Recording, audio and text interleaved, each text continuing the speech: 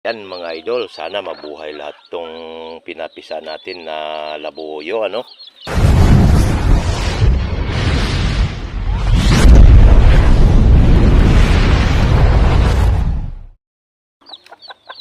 So, yan mga idol, at nakapapisa na nga tayo ng mga labuyo.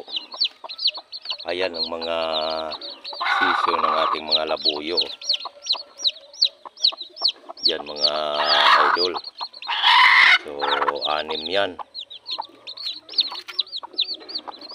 Ayan oh. At ito rin yung kanyang yung kanilang ina. Ito ay mistisong labuyo.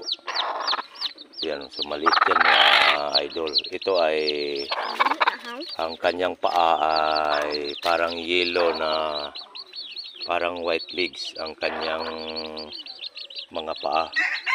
Dahil ito ay hindi na purong labuyo. Siya ay mistiso na at yan ang kanyang mga issue mga idol. Ayan.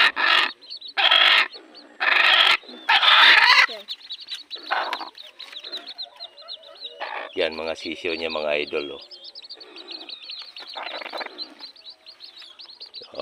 Ayan mga idol, sana mabuhay lahat tong pinapisa natin na labuyo, ano?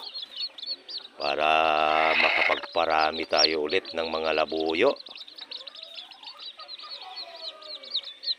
At hanggang dito na lamang muna mga idol. Thank you for watching.